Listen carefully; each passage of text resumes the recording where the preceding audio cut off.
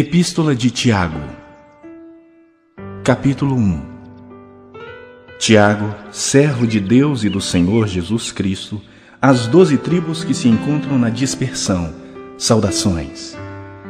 Meus irmãos, tende por motivo de toda alegria o passardes por várias provações, sabendo que a provação da vossa fé, uma vez confirmada, produz perseverança.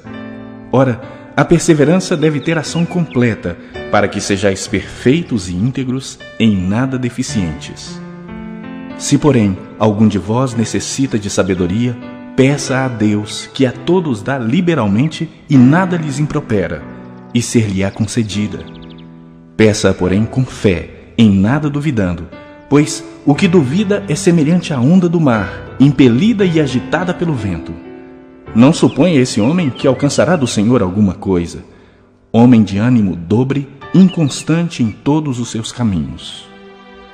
O irmão, porém, de condição humilde, glorie-se na sua dignidade, e o rico na sua insignificância, porque ele passará como a flor da erva. Porque o sol se levanta com seu ardente calor, e a erva seca, e a sua flor cai, e desaparece a formosura do seu aspecto. Assim também se murchará o rico em seus caminhos. Bem-aventurado o homem que suporta com perseverança a provação, porque depois de ter sido aprovado, receberá a coroa da vida, a qual o Senhor prometeu aos que o amam. Ninguém, ao ser tentado, diga: sou tentado por Deus, porque Deus não pode ser tentado pelo mal, e Ele mesmo a ninguém tenta. Ao contrário, cada um é tentado pela sua própria cobiça, quando esta o atrai e seduz. Então a cobiça, depois de haver concebido, dá à luz o pecado. E o pecado, uma vez consumado, gera a morte. Não vos enganeis, meus amados irmãos. Toda boa dádiva e todo dom perfeito são lá do alto, descendo do Pai das luzes, em quem não pode existir variação ou sombra de mudança. Pois, segundo o seu querer, Ele nos gerou pela palavra da verdade, para que fôssemos como que primícias das suas criaturas. Sabeis estas coisas, meus amados irmãos. Todo homem, pois, seja pronto para ouvir, tardio para falar, tardio para se irar. Porque a ira do homem não produz a justiça de Deus. Portanto, despojando-vos de toda impureza e acúmulo de maldade, acolhei com mansidão a palavra em vós implantada, a qual é poderosa para salvar a vossa alma. Tornai-vos, pois, praticantes da palavra e não somente ouvintes, enganando-vos a vós mesmos. Porque se alguém é ouvinte da palavra e não praticante, assemelha-se ao homem que contempla no espelho o seu rosto natural. Pois a si mesmo se contempla e se retira, e para logo se esquece de como era a sua aparência. Mas aquele que considera atentamente na lei perfeita, lei da liberdade, e nela persevera, não sendo ouvinte negligente, mas operoso praticante, esse será bem-aventurado no que realizar. Se alguém supõe ser religioso, deixando de refrear a língua, antes enganando o próprio coração, a sua religião é vã. A religião pura e sem mácula para com nosso Deus e Pai é esta: visitar os órfãos e as viúvas nas suas tribulações, e a si mesmo guardar-se incontaminado do mundo.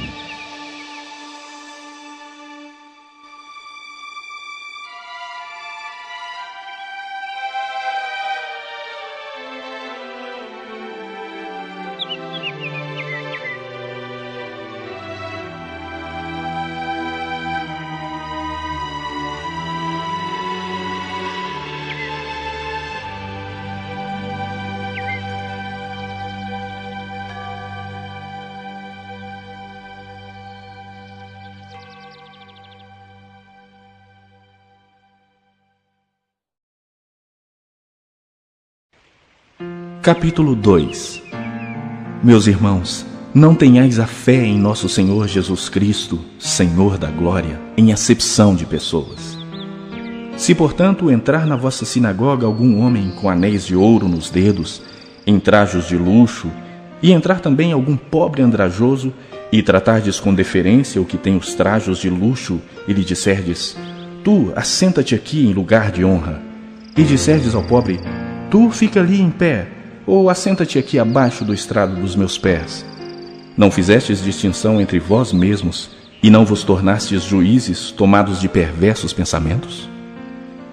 Ouvi, meus amados irmãos, não escolheu Deus os que para o mundo são pobres, para serem ricos em fé e herdeiros do reino que ele prometeu aos que o amam? Entretanto, vós outros menosprezastes o pobre. Não são os ricos que vos oprimem e não são eles que vos arrastam para tribunais? Não são eles os que blasfemam o bom nome que sobre vós foi invocado? Se vós, contudo, observais a lei régia segundo a Escritura, amarás o teu próximo como a ti mesmo, fazeis bem. Se, todavia, fazeis acepção de pessoas, cometeis pecado, sendo arguídos pela lei como transgressores.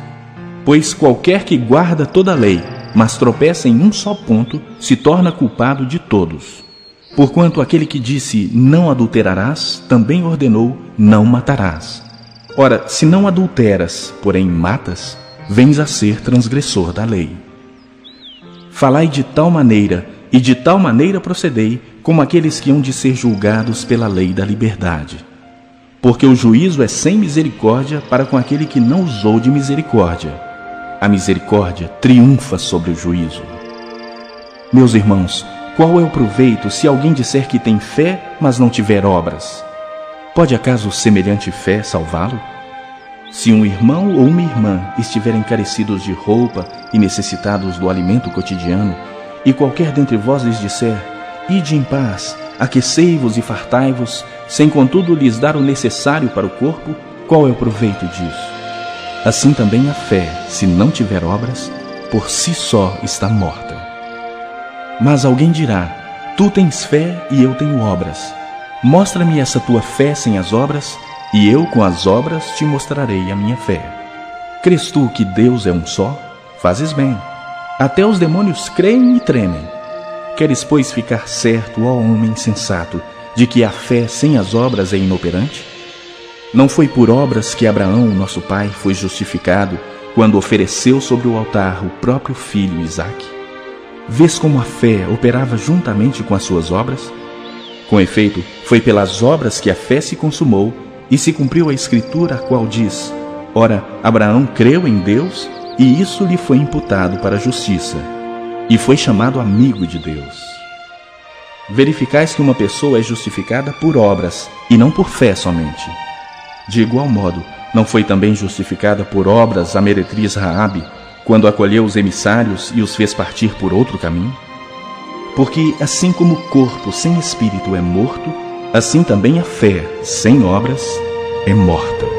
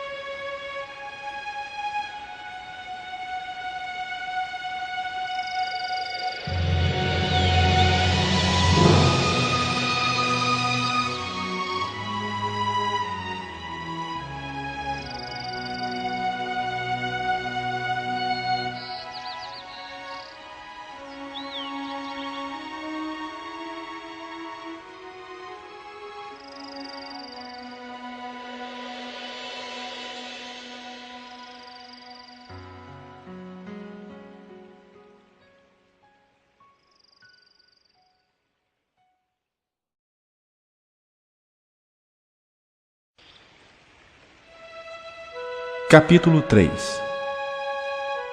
Meus irmãos, não vos torneis muitos de vós mestres, sabendo que havemos de receber maior juízo. Porque todos tropeçamos em muitas coisas. Se alguém não tropeça no falar, é perfeito varão, capaz de refrear também todo o corpo. Ora, se pomos freio na boca dos cavalos para nos obedecerem, também lhes dirigimos o corpo inteiro. Observai igualmente os navios, que sendo tão grandes e batidos de rijos lentos, por um pequeníssimo leme, são dirigidos para onde queira o impulso do timoneiro. Assim também a língua, pequeno órgão, se gaba de grandes coisas. Vede como uma fagulha põe em brasa tão grande selva. Ora, a língua é fogo, é mundo de iniquidade. A língua está situada entre os membros de nosso corpo e contamina o corpo inteiro, e não só põe em chamas toda a carreira da existência humana, como também é posta ela mesma em chamas pelo inferno.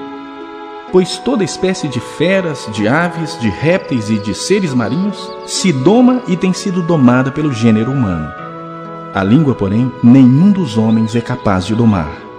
É mal incontido, carregado de veneno mortífero. Com ela bendizemos ao Senhor e Pai. Também com ela amaldiçoamos os homens feitos à semelhança de Deus. De uma só boca procede bênção e maldição. Meus irmãos, não é conveniente que essas coisas sejam assim. Acaso pode a fonte jorrar do mesmo lugar o que é doce e o que é amargoso? Acaso, meus irmãos, pode a figueira produzir azeitonas ou a videira figos? Tampouco fonte de água salgada pode dar água doce. Quem entre vós é sábio e inteligente? Mostrem mansidão de sabedoria, mediante condigno proceder as suas obras. Se, pelo contrário, tendes em vosso coração inveja amargurada e sentimento faccioso, nem vos glorieis disso, nem mintais contra a verdade. Esta não é a sabedoria que desce lá do alto. Antes é terrena, animal e demoníaca. Pois onde há inveja e sentimento faccioso, aí há confusão e toda espécie de coisas ruins. A sabedoria, porém, lá do alto, é primeiramente pura, depois pacífica, indulgente, tratável, plena de misericórdia e de bons frutos, imparcial, sem fingimento. Ora, é em paz que se semeia o fruto da justiça para os que promovem a paz.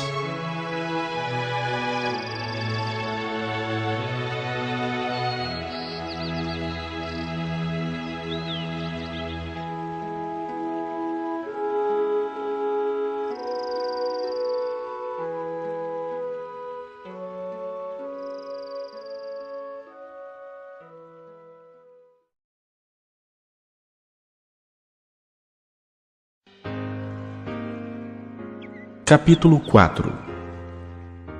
De onde procedem guerras e contendas que há entre vós? De onde, senão dos prazeres que militam na vossa carne? Cobiçais e nada tendes, matais e invejais e nada podeis obter. Viveis a lutar e a fazer guerras. Nada tendes porque não pedis. Pedis e não recebeis porque pedis mal, para esbanjardes em vossos prazeres. Infiéis! Não compreendeis que a amizade do mundo é inimiga de Deus? Aquele, pois, que quiser ser amigo do mundo, constitui-se inimigo de Deus. Ou supondes que em vão afirma a Escritura, é com ciúme que por nós anseia o Espírito que ele fez habitar em nós? Antes ele dá maior graça, pelo que diz, Deus resiste aos soberbos, mas dá graça aos humildes. Sujeitai-vos, portanto, a Deus, mas resisti ao diabo, e ele fugirá de vós. Chegai-vos a Deus, e ele se chegará a vós outros. Purificai as mãos, pecadores, e vós que sois de ânimo dobre, limpai o coração. Afligi-vos, lamentai e chorai. Converta-se o vosso riso em pranto, e a vossa alegria em tristeza. Humilhai-vos na presença do Senhor, e ele vos exaltará. Irmãos, não faleis mal uns dos outros. Aquele que fala mal do irmão ou julga seu irmão, fala mal da lei e julga a lei. Ora, se julgas a lei, não és observador da lei, mas juiz. Um só é legislador e juiz, aquele que pode salvar e fazer perecer. Tu, porém, quem és que julgas o próximo? Atendei agora vós que dizeis, hoje ou amanhã iremos para a cidade tal, e lá passaremos um ano, e negociaremos e teremos lucros. Vós não sabeis o que sucederá amanhã. Que é a vossa vida? Sois apenas como neblina que aparece por instante e logo se dissipa. Em vez disso, devias dizer, se o Senhor quiser, não só viveremos, como também faremos isto ou aquilo. Agora, entretanto, vos jactais das vossas arrogantes pretensões. Toda jactância semelhante a essa é maligna. Portanto, aquele que sabe que deve fazer o bem e não faz, nisso está pecando.